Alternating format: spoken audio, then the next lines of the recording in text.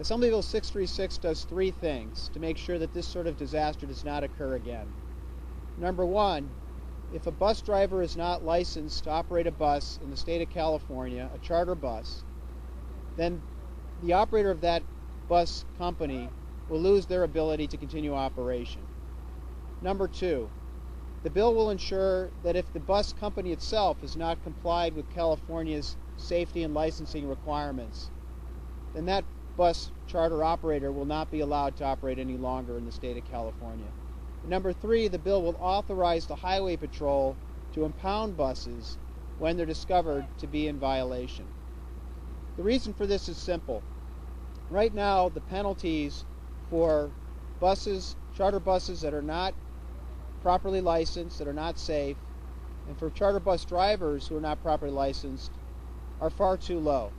They don't act as a deterrent. They don't prevent disasters like the one that occurred from happening. Right now, the fine structure for a situation like that which occurred with the Colusa bus, where you have a driver who is not licensed to operate a passenger bus, and you have a bus itself that's not properly licensed to operate in the state of California, it's a simple slap on the hand. It's a very modest monetary fine.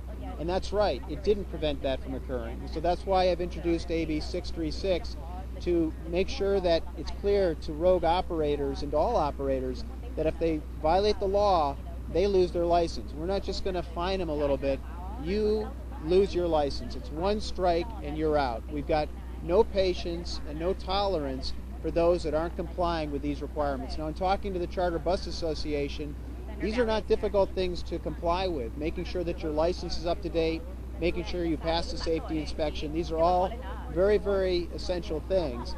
We're not asking a lot, and if you don't comply, that's it, you're done. My office has also been in contact with and worked very closely with the various associations that represent the tribal gaming facilities. And they've been extraordinarily cooperative. And we've not seen anything wrong with regard to the buses that they operate.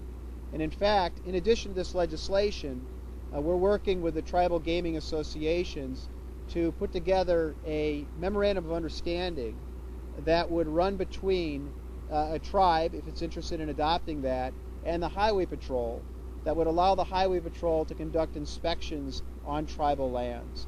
So the tribes themselves and the tribal operators of the gaming facilities have been very cooperative because they want the gaming public that's coming to their facilities to be safe.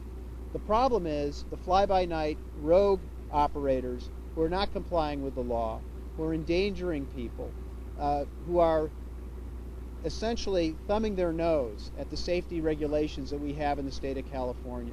And that puts passengers at risk, and it's also unfair to the legitimate operators of charter buses who are following the laws and making sure that their passengers are safe.